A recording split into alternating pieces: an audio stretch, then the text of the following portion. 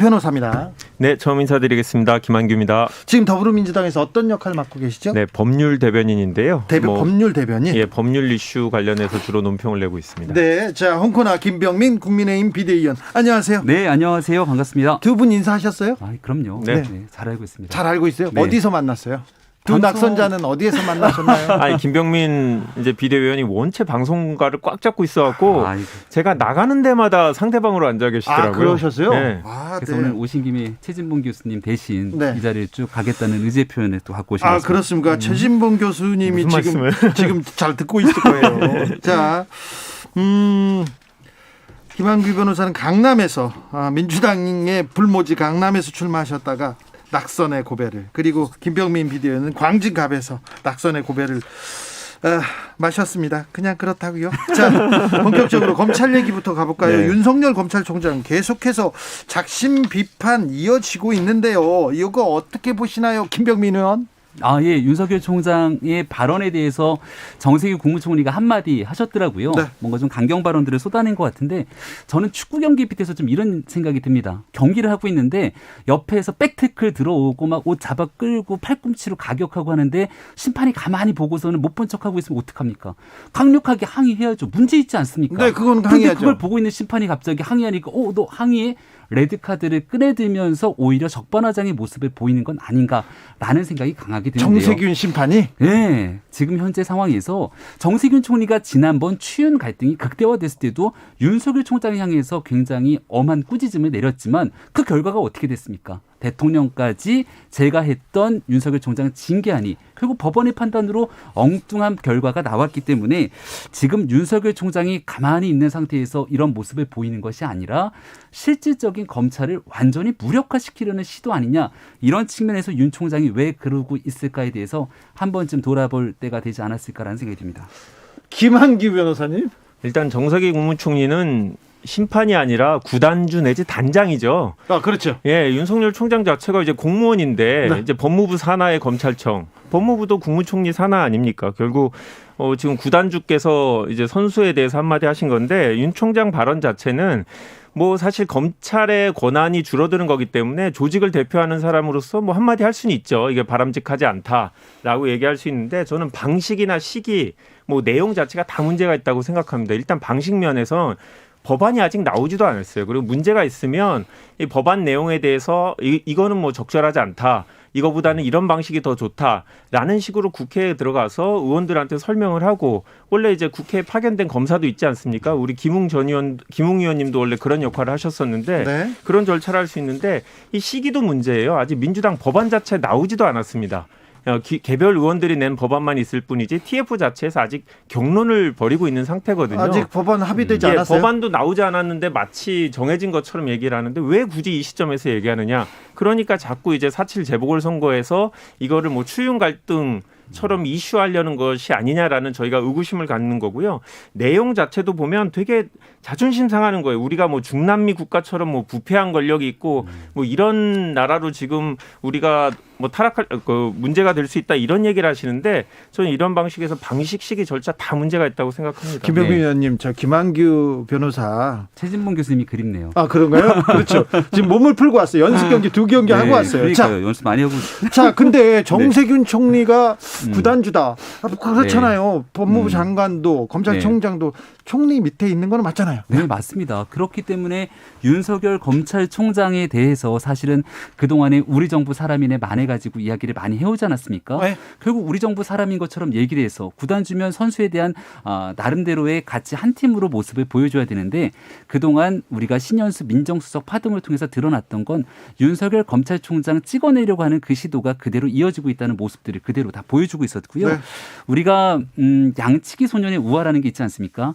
지금 민주당 쪽에서 거듭 계속 논리를 대고 있는 상황들은 이게 법안도 나오지 않았는데 윤석열 총장 측에서 오버하는 거다. 그리고 정치의 생각이 있기 때문에 이러는 것 아니냐라고 하는데, 헌정사상 초유의 일들이 지난 기간 문재인 정부 추미애 장관 체제 내에서 너무나 많은 일들이 일어납니다. 윤 총장 찍어내는 상황도 마찬가지겠거니와, 지금 왜 윤석열 총장이 그토록 권력형 범죄에 대해서 국민의 검찰을 이야기하는지를 생각해 보면 얼마 전에 구속됐던 김은경 장관 기억하시죠? 네. 아니라고 했어요. 블랙리스트 절대 아니라고. 우리 정부에는 체크리스트는 있을지언정 블랙리스트는 없다 그랬는데 법원의 판단을 보면 블랙리스트가 있는 겁니다. 그리고 장관이 구속되고 있는데 장관 윗선에서 지시해 있는 청와대를 향한 수사가 잘 이루어지지 않아요. 그리고 한 가지 더 얘기하고 싶은 건 증권범죄 합수단 사라졌잖아요. 네. 이게 점점 시간이 지나가면 지나갈수록 우리 금융범죄를 비롯한 화이트칼라 범죄들이 굉장히 많아지게 되는데 라임 옵티머스 사건으로 아마 정말 본인의 자산을 잃게 됐던 분들이 지금 이 라디오를 청취하고 계실지도 모릅니다. 그분들 입장에선 야 라임 옵티머스 수사 어떻게 됐어? 옵티머스에 관련된 사람이 청와대 행정관까지 가 있었잖아. 민정에. 근데 그건 다 어떻게 됐지? 이런 일들에 대한 분노들이 있는 상황에서 결국은 정권을 향한 수사를 무력화시키는 시도 아니냐. 이런 양치기 소년의 걱정과 우려들을 윤 총장이 쏟아내는 건 매우 당연한 것 아닙니까? 양치기 소년 얘기하셨으니까 윤 총장님이 청문회 때 이런 얘기하셨어요. 수사와 기소권을 이제 분리하는 거에 대해서 어떻게 생각하느냐라고 했더니 아주 좋은 의견이라고 얘기를 하셨어요. 입장을 싹 바꾸셨어요. 그 당시는 어떻게든 총장이 되셔야 되니까 그렇게 동의하셨는지 아니면 본인의 소신인지 모르겠는데 기본적으로 수사권과 기소권을 분리하는 거에 대해서는 많은 분들이 동의를 해왔어요. 그런데 이제 와서 마치 본인은 처음 듣는 얘기인 것처럼 문제 제기를 하고 있는데 아까 수사를 못한다고 하셨는데 지금 제1차 검경 수사권 조정으로 인해서 중대범죄 수사에 6가지 범죄만 검찰이 할 수 있도록 돼 있는데 그동안 우리 검사가 구조조정했다는 얘기 들어보셨어요? 인원 그대로 있죠. 그리고 검사가 지금 특정 사건을 지금 이 범죄 때문에 못한다는 얘기 들어보셨어요? 아니거든요. 사실 있는 그대로 그 인원 그대로 하고 있고 못하는 수사 없습니다. 그래서 제가 봤을 때 이거는 아무리 봐도 저는 정치적이라는 의구심을 가질 수밖에 없는 거죠. 정치적이다 얘기하시는데 조성빈님께서도 이런 네. 의견 주셨어요. 항의를 심판한테 해야 되는데 심판한테는 안 하고 갑자기 관중석에 가서 소리 지르는 꼴 아닌가요? 얘기하는데 검찰총장이 언론 인터뷰도 했어요. 그리고 오늘 딱 가서 대구고검 앞에서 기자들 앞에서 딱 얘기를 했어요. 할 말이 많은가 봐요. 맞습니다. 이게 사실은 윗물이 맑아야 아랫물이 맑은 법이라고요. 윗물 윤석열이 안 맑은 건가요? 윗물을 얘기하는 얘기가 윤석열 총장이 얘기하는 게 아니라 네. 대한민국에서 정치적 중립을 지켜가는 본을 보여야 되는 모습들이 상당히 존재합니다. 네. 근데 얼마 전에 가덕도를 방문했던 문재인 대통령 모습 기억나시죠? 대통령 혼자 선거를 앞두고 가덕도를 방문한 게 아니라 장관 대동 여기에서 옆에 있는 김경수 지사 그리고 울산시장 송철호 시장까지 다 대동해서 가덕도를 갑니다. 이거 관권 선거 아니냐고 숱하게 사람들이 얘기합니다만 그런 게 아니고 대통령이 현장 방문을 가는 걸 못하게 하는 게 말이 됩니까라는 이야기를 끄집어내게 되죠. 김한길 대변인, 예. 저기 현란한 유로스텝 이게 개인 드리블 잘 지켜보셔야 됩니다. 자, 김병민 의원님, 네. 문재인 정부에서 그토록 이야기하면서 본인들이 하는 여러 가지 행동들에 대해서는 선거에 영향을 미치는 행동이 아니고 정치적으로 문제가 없는 행동이라고 얘기를 하지만 그렇지 않은 모습들이 너무나 많이 드러납니다. 윤석열 총장 입장에서 이 문제를 아주 가만히 그저 지켜만 보고 있다가 임기가 끝나고 나서 퇴임하게 되면 어떤 일들이 발생합니까? 한 가지만 더 말씀을 드리고 싶은 건 3월에 법안 발의하고 6월에 처리한다는 것 아닙니까? 6월이 언제예요? 윤석열 총장 임기 끝나는 때 아닙니까? 그럼 윤 총장과 의견을 교류해서 검찰 인사 정상화시키겠다고 얘기했는데 안 그러지 않았습니까?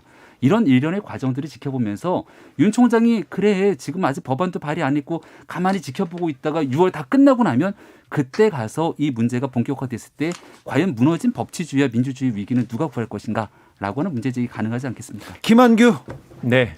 저도 어제 가덕도를 갔다 왔는데요. 제가 공무원이 아니다 보니까 관권 선거는 못하고 이제 가덕도에 가서 기사를 안 써주네. 기사를 안 써주네.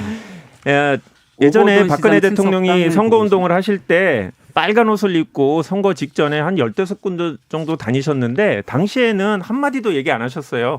대통령이라는 거는 이제 말씀하신 대로 정치에 관여하면 안 되는데 그렇기 때문에 공직선거법상 문제되는 행위에 대해서 정확한 기준을 정하고 있어요. 제가 그래서 혹시나 제가 모르는 규정이 있나 어제 1조부터 쭉 다 찾아봤는데 문재인 대통령 행위에 대해서 이거를 법적으로 문제를 삼을 수 있는 규정 자체가 없고 공직선거법에 위반하지도 않습니다. 법조인인 그 원내대표께서 정확히 잘 주호영 대표가 알고 있으니까 검토는 해보겠다라고만 얘기해야지 직권남용과 공직선거법 위반 혐의가 있다, 고발하겠다라는 얘기를 못하는 거거든요. 마치 그럴 듯이 뭐가 있는 것처럼 이렇게 분위기만 띄워놓고 막상 규정을 찾아보면 처벌할 규정이 없는 이런 식의 공격 방식으로 하는 게 저는 하태경 의원 같은 경우 가덕도 공항 특별법에 대해서 찬성하시고 이거를 여당의 성과가 아닌 우리 정치권의 성과, 부산 시민의 성과로 만들자고 하는데 왜 자꾸 굳이 여기 와서 다시 가덕도를 얘기하시는지 모르겠습니다. 하나 물어볼게요. 네. 법치 말살, 헌법 파괴 이런 발언에 대해서는 어떻게 보셨어요? 용어가 조금 좀 세죠. 네. 그리고 국민일보 인터뷰 전문을 아마 읽어보신 분들께서는 국회 가서 내가 지금 100번이라도 걸고 다 할 수 있는데 그것보다 중요한 건 국민들께서 관심을 가져줘야 된다는 얘기를 합니다. 윤 총장이 그 정도의 워딩을 쏟아내지 않았으면 아마 언론을 통해서 이런 얘기들이 많이 보도되지 않았을지 모릅니다. 내용도 사실 나와서 우리 김한규 변호사님은 법조인이시니까 수사, 기소, 분리, 중대범죄수사청 등에 대한 장단점 쭉 깨고 계시겠습니다만 일반적인 상황으로 이 내용들을 면밀하게 들여다보면 그렇게 매력적으로 가서 들여다볼 수 있을 정도의 사안은 또 아닐 수도 있게 됩니다. 근데 그 모든 이슈를 윤 총장의 발언을 통해서 수면 위로 드러냈죠. 왜냐하면 이 문제가 자칫 잘못 중대범죄수사청 설치로 검찰을 무력화시킬 경우 지금 있게 되는 권력형 범죄 등에 대한 수사를 과연 제대로 이뤄낼 수 있겠는가 이런 문제 제기들이 있는 거거든요. 윤석열 총장이 얘기하고 싶었던 것은 국민들께서 이 사안에 대한 관심들을 가지고 바라볼 때만이 보다 균형감 있게 180석이라고 하는 거대 여권의 힘으로 마음대로 움직이지 못할 것이다. 제일 중요한 건 여론 아니겠습니까? 지금 현재도 이 중대범죄수사청에 대한 여론조사 결과를 보니까 제가 본 여론조사 결과에 의하면 찬성보단 반대율이 많더라고요. 이런 내용들이 앞으로 대한민국 사회 속에서 이루어지게 되는 내용들에 따라 더불어민주당 의원들의 의사결정들이 달라질 것이기 때문에 저는 검찰 조직을 이끌고 있는 검찰총장으로서 할 수 있는 발언들을 했다고 생각합니다. 김한규 대변인. 일단 윤 총장이 매번 하시는 얘기가 마치 현 정부가 대단한 권력형 비리가 있고 부패가 있는데 본인들이 수사하는 거를 막고 있다. 이런 식의 뉘앙스로 계속 얘기를 하세요. 그래서 그러면 이번 문재인 정부 들어서 고위공직자의 비리, 부패, 뇌물수수 어떤 사건들이 있습니까? 그런 게 그리고 실제로 구체적으로 사건 수사를 못 해갖고 예를 들어서 청와대에서 아니면 법무부 장관이 민정수석이 이런 사건 수사하지 말라고 구체적으로 협박하거나 압박을 한 사례들을 제시를 못 하고 있어요. 그리고 헌법에 위반된다고 얘기하는데 이 중대범죄수사청을 줄 건지 아니면 윤 총장님은 그게 아니라 특정한 범죄별로 수사청을 따로 두는 안까지 얘기하셨는데 이런 거 자체가 다 헌법상 문제되는 거 아닙니다. 만약에 헌법을 파괴하는 거라고 하면 그건 헌법재판소에서 나중에 위헌 결정을 할 거거든요. 저희가 법안을 만들 때 그런 부분은 당연히 다 검토해서 하는 거고 이렇게 수사와 기소청을 분리하는 것 자체가 헌법에 금지하는 건 전혀 아니라는 점을 말씀을 드립니다. 그러면 수사하고 기소하고 분리하고 중수청으로 가는 게 민주당의 생각입니까? 민주당의 기본 아니죠. 지금 TF의 많은 의원들이 생각을 하고 계신데 사실 거예요. 모든 의원들이 동일한 생각을 갖고 있는 건 아니더라고요. 그래서 당내에서 의견 수렴을 좀 하고 있는 상태고 지금 TF 자체에서도 아직 좀 경론이 있습니다. 예를 들어서 검찰청 자체를 꼭 없애야 되느냐. 이슈 네. 티키타카는 6시에 이어가겠습니다. 네. 네.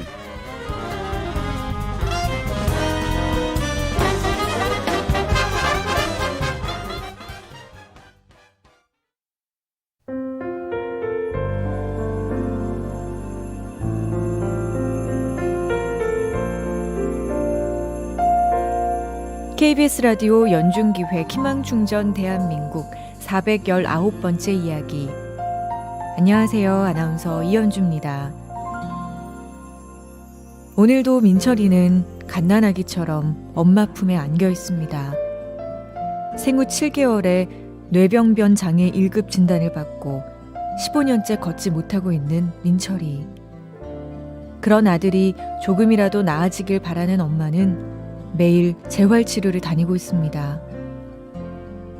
하지만 어느새 엄마 키만큼이나 훌쩍 자라버린 민철이를 엄마 혼자 감당하기엔 버거운 게 사실인데요. 최근엔 공황장애에 허리디스크까지 겹쳐 민철이를 병원에 데려가지 못하고 있습니다. 어찌할 바를 몰라 울기만 하던 엄마. 가슴께를 파고드는 민철이의 해맑은 미소를 보며 다시 한번 힘을 냅니다.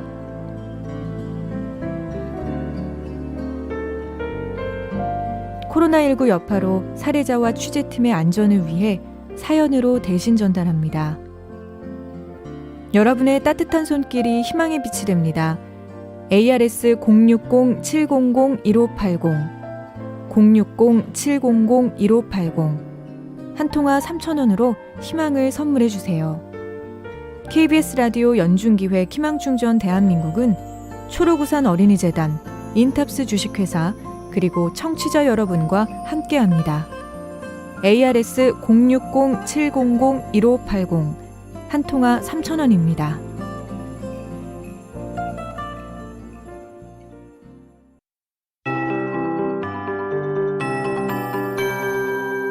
KBS 58분 날씨. 일교차 큰 날씨가 이어지겠습니다. 그리고 이 일교차 때문에 오늘 밤부터 내일 아침 사이 내륙 지역을 중심으로 안개가 낀다는 점 염두에 두시는 것이 좋겠습니다. 예상되는 내일 기온을 보면 아침 최저 기온은 영하 3도에서 영상 7도의 분포로 조금 춥거나 쌀쌀할 것으로 예상됩니다. 서울의 경우 영상 3도 정도 내다보고 있고요. 인천도 비슷한 기온 되겠습니다.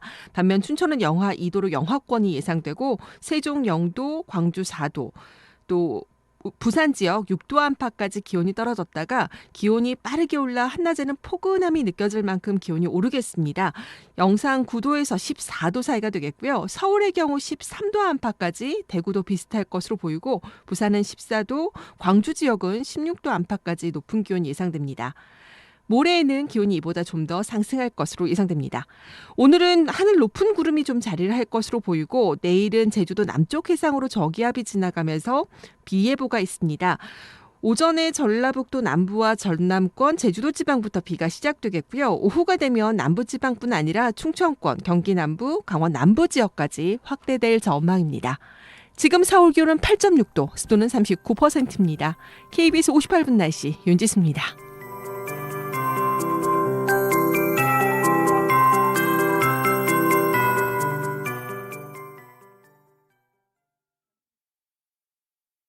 정성을 다하는 국민의 방송 KBS가 6시를 알려드립니다.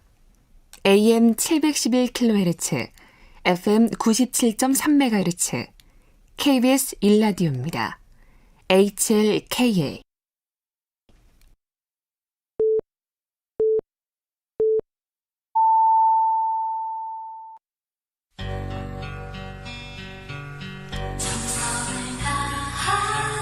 정성을 다하는 국민의 방송 KBS 주진우 라이브. 그냥 그렇다고요. 이슈 티키타카, 오늘은 특별 손님으로 김한규 대변인이죠. 법률 대변인 모셨습니다. 김한규 고정을 외치는 분들이 많습니다. 알바를 동원하지 않았나 이렇게 의심할 정도로 많습니다. 홍희님께서 최진봉 교수님 집에서 울고 있다고요 얘기합니다. 지금 중요한 세미나 중인데 최진봉 교수님 속 타는 소리가 여기까지 들립니다. 8891님께서 아무래도 윤 총장 정치에 관심 많으세요. 그래서 늘 관중한테 나 좀 봐주세요 하는 것 같아요. 이런 얘기도 주셨고요. 홍현정님은 헌법의 기본은 권력은 국민에게서 나온다. 그런데 국민은 윤 총장에게 단 한 표도 아직 안 던졌잖아요. 그걸 기억해야 됩니다. 얘기도 합니다. 자, 서초동에서 윤석열에서 자, 국회로 넘어가 볼게요. 여의도로 넘어가 볼게요. 지금 단일화 과정이 있고요. 지금 선거에서 가장 중요한 대목이에요. 그런데 왜 이렇게 지금 관심이 다른 데로 이렇게 흩어지는지 모르겠습니다. 오늘 지금 국민의힘 후보를 정하고 있죠? 어제 오늘 이틀 동안 여론조사가 돌아가고 아마 여론조사가 다 돌아갔을 겁니다. 그래서 밀봉이 돼 있는 그 최종, 즉 답은 나와 있죠. 답은 나왔죠. 그 답을 내일 오전에 짠하고 개봉을 하면서 4명의 후보 중에 1명이 선출됩니다. 답은 나와 있을 테니까 이제 선거도 다 끝났으니 영향을 미치는 것도 아니니까 여기서 먼저 개봉해 봅시다. 아, 누구냐? 네. 우리 김병민 의원 많이 알잖아. 나경원, 오세훈 후보가 정말 너무 박빙이어서 내일 표를 까보면은 야, 이 정도까지 박빙일까 싶을 정도의 결과가 나오지 않을까 저는 생각합니다. 진짜요? 이변이 나올 수도 있습니까? 둘 중에 누가 한 명이 이변인가요? 아니라 다른 후보가 될 가능성을 말씀하시는 거죠? 이변이라면. 아니 그런데 언론에서는 솔직히 말해서 나경원 후보에 대한 기사를 준비하고 있어요. 아, 그래요? 그래요라니 잘 아시면서 그러세요. 이제 연기까지 되시니까. 그리고 나 후보에 대한 목소리가 높기도 한데 만만치 않다는 얘기도 합니다. 김한규 변호사는 어떻게 보십니까? 뭐 저도 선거기획단에 있으니까 당에서 상대방 후보들의 경쟁력 이런 것들을 확인을 해보면 초반에는 뭐 약간 혼전이었는데 상당 부분 지금 뭐 나경원 의원이 앞선 상태가 그대로 유지되고 있는 것 같고, 나 의원은 자꾸 본인이 이제 강경보수가 아니라고 주장을 하지만 저희가 봤을 땐 시민들이 강경보수로 상대적으로 오세훈 후보에 대해서 강경보수로 인지를 하고 있고, 그리고 또 국민의힘의 열성적인 지지자들은 또 나경원 의원 같이 당의 색채를 분명히 드러내는 후보가 돼야 된다라는 목소리가 강해서 여성 가산점도 있잖아요. 예, 게다가 여성 가산점 10%가 있기 때문에 저희는 나경원이 되지 않을까 예상을 하고 있습니다. 네. 저희는 뭐 나경원 후보, 오세훈 후보 어느 후보가 되든지 간에 경쟁력이 있는 후보이기 때문에 지금 이제 더불어민주당에서 다른 당 신경 쓸 겨를이 있을까라는 생각이 문득 듭니다. 왜냐하면 오늘 보니까 김진애 의원이 또 이제 그 의원직까지 딱 벗어 던지면서 새롭게 단일화에 대한 강력한 의지를 피력하고 나오셨더라고요. 네. 김진애 의원이랑 이제 단일화 등에 대해서 지금 박영선 후보가 완벽한 혼자만의 후보냐라고 볼 수 없는 여지로 또 흘러가고 있기 때문에 이 우리 당에 대한 관심도 감사하지만 더불어민주당 내에서의 여러 가지 고민들을 좀 했으면 좋겠고, 네. 갑자기 드는 생각이 의원직까지 던지고 나왔는데 김진애 의원이 던지는 단일화에 대한 조건들이 굉장히 까다로워요. 근데 그 까다로운 게 사실은 굉장히 FM적인 접근을 하고 있거든요. 이 부분을 박영선 후보가 잘 받을지 아니면 받지 않아서 김진애 의원 전 의원 후보가 끝까지 갈 경우들도 있기 때문에 이런 측면들에 대해서 우리 당에 대한 관심과 더불어서 민주당도 좀 고심을 해야 되지 않을까라는 생각이 듭니다. 관심이 많으십니다. 김용민 의원. 자, 김한규. 네, 저희도 고심하고 있고요. 저희는 김진애 의원님이 되도록이면 의원직을 유지하실 수도 있게, 뭐 경우에 따라서는 김진애 의원님이 이길 수도 있지만 되도록이면 의원직 사퇴 시한 전에 단일화를 하고 싶었는데 보니까 김진애 의원님의 욕구가 뭐 의욕이 상당하시더라고요. 그죠. 본인이 여야를 막론하고 가장 서울시장으로 적합한 후보다라는 생각을 갖고 계시고, 그다음 이런 식으로 거의 민주당 후보가 단일 후보가 되는 게 너무 뻔한 식으로 단일화 협상이 이루어지면 그거는 뭐 추가적으로 얻어지는 게 하나도 없다, 플러스 알파가 없다라고 해서 지금 본인을 희생을 하면서라도 지금 범여권의 승리를 위해서 노력하시는 거니까요. 저희 사실 내부적으로 협상을 할 때 단일화 방식 이런 거에 대해서 이견 없었습니다. 그런 게 있었던 건 전혀 아니기 때문에 저희가 봤을 때는 시기의 문제일 뿐이지 협상은 충분히 이루어질 거라고 예상하고 있습니다. 김종인 비대위원장이 안철수 후보에 대해서 견제구를 세게 던졌습니다. 그랬더니 안철수 후보 쪽에서 좀 화가 났나 봐요. 김종인 비대위원장 좀 예의 없다, 상도위를 넘어선다 막 얘기하시더라고요. 글쎄요. 아름다운 단일화를 주장하고 있고, 네. 또 함께 힘을 합쳐서 이번 선거 잘 치러보자라고 하는 데에는 큰 변함의 의지가 없다라고 생각됩니다. 아마 이 안철수 후보와 함께 움직이고 있는 일부 의원들이 내놓고 있는 언행이나 이런 부분들을 보게 되면 서로 각자가 바라보는 지점들이 좀 다를 수 있다는 생각이 들지만, 네. 명확한 건 김종인 위원장은 국민의힘의 당대표 역할을 하고 있고요. 예. 국민의힘의 당대표로서는 당연히 자당의 후보가 단일 후보로 당선될 수 있게 하기 위한 많은 역할과 노력을 해야 되는 건 네. 매우 당연한 수순일 겁니다. 근데 그런 측면에서 바라보면 좋을 것 같다는 생각입니다. 단일화가 민주당 쪽보다는 여당보다는 야당 쪽 단일화가 어렵겠다. 그지요? 안철수 후보가 누가 나와라 이렇게 한 게 아닌데 본인이 짠하고 출마 선언하고 나오셨어요. 예? 그러면서 했던 얘기가 나는 야권의 단일 후보가 되겠다라고 제일 먼저 선언하고 나온 겁니다.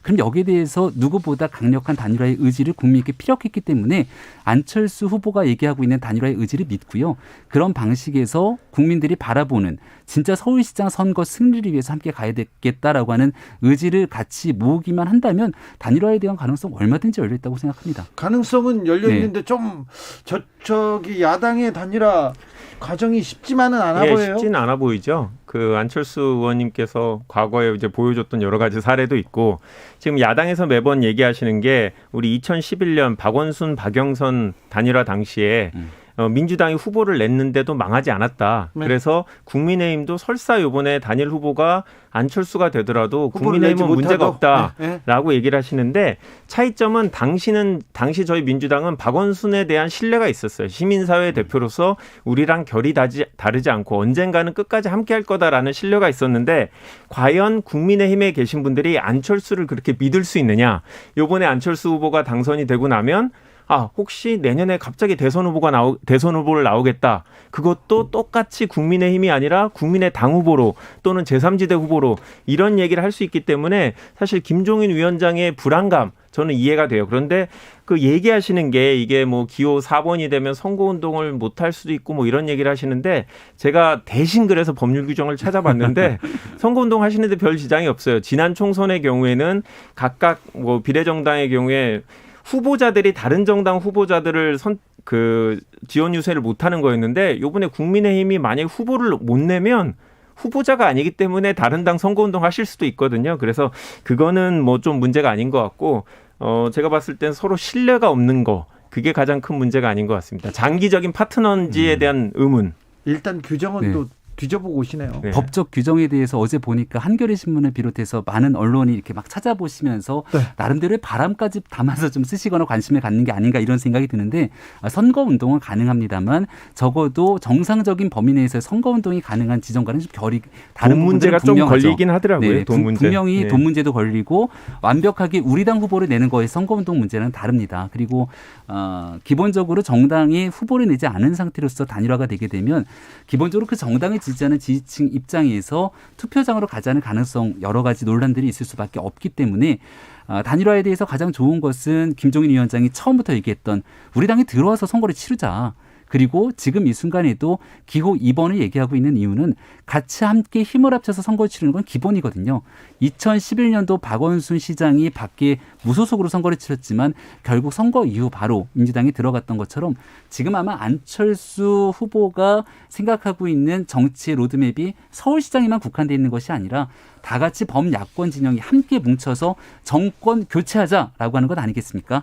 그런 의미에서 같이 지지층들이 바라고 있는 그 여망을 잘 담아낼 거라고 저는 생각합니다. 그런데 이제 건너 한 발짝 떨어져서 보면 사실 안철수 후보가 얼마 전에 그러면 좀 늦었지만 지금이라도 입당을 해서 내가 경선에 참여하겠다라고 했는데 또 김종인 대표가 이제는 늦었어. 그때는 안 돼. 또 이런 얘기를 하셨거든요. 이제 그렇기 때문에 지금 과연 안 뭐 대표가 입당해서 치르겠다는 얘기를 정확히 했나요? 네, 한번 하셨고요. 좀 기차가 떠난 다음에 한 느낌은 있었는데 그리고 아까 말씀하신 대로 선거 운동 자체가 안철수 후보가 기호 4번이라도 단일화를 했으면 우리가 졌더라도 국민의힘이 끝까지 우리 지지자들로 하여금 투표장으로 가게끔 만드는 게 진정한 단일화잖아요. 그런데 이제 안철수 후보가 되면 우리 국민의힘 후보들이 지지자들이 투표를 안 할 것 같은 문제가 있다라고 얘기하는 건 과연 상대방이 이겼을 때 협조하지 않을 것 같은 그런 느낌이 든다라는 점에서 좀 문제가 있지 않을까라는 생각이 들고 안철수 후보 자체의 경쟁력은 사실은 국민의힘 후보 안철수가 아니라 중도 제3지대를 상징하는 이런 안철수의 자산이기 때문에 사실 좀 무리한 요구를 하고 계신 거 아닌가 싶은데 뭐 저희 입장에서야 그렇게 싸우시다가 단일화 안 되는 걸 가장 바라고 있기 때문에 더 이상 조언은 생략하겠습니다. 너무 바라면 안 돼요. 네. 내일 국민의힘 후보 결정되면 바로 단일화 룰 협상 들어갑니까? 아니면 지금 하고 있습니까? 단일화 룰 협상을 현재 하고 있지는 않습니다. 그래요? 아마 이제 언론을 통해서 서로가 어떤 생각을 하고 있는지를 조금씩 보고 있는 상태고요. 네. 내일 후보가 결정되면 후보의 의지도 중요합니다. 후보의 의지를 담아서 김종인 위원장이 이제 전체적으로 어떤 방식의 단일화를 가져가게 될 것인지를 얘기하게 될 거고요.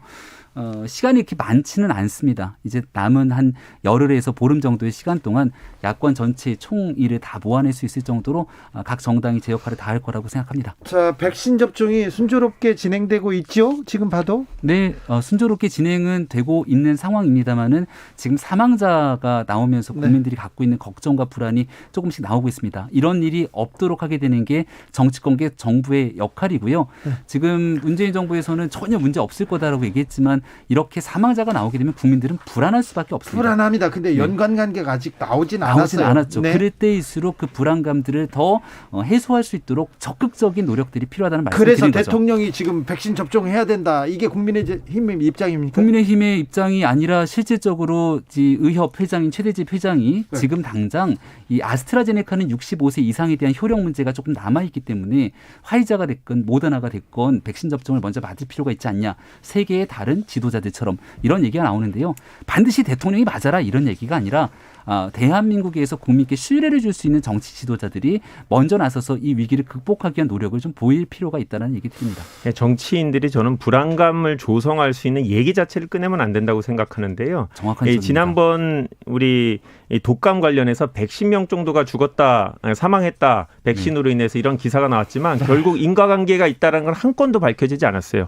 그래서 저는 이 관련 기사는 인과관계가 불분명한 경우는 되게 유보성 명확하게 해놓고 과장된 제목으로 기사를 쓰면 안 된다라고 생각하고 백신 전문가가 반드시 얘기해야 되고 불필요하게 정치인의 얘기를 인용해서 기사를 쓰지 말았으면 좋겠습니다. 정확합니다. 그래서 더불어민주당의 장경태 의원이 백신 주사가 아니라 백신 추정 주사라고 얘기를 하면서 아니 그거는 그 당시에 지금 한참 전에 외국의 사례가 입증되지 않았을 때였잖아요. 지금 전 세계적으로 2억 명 정도의 사례가 됐기 때문에 그때와 지금은 다르다. 올해 초의 얘기고요. 말씀을 이미 드립니다. 백신 접종은 작년도부터 시작이 됐죠. 지난주에 하신 얘기잖아요. 그건. 자, 이슈 티키타카.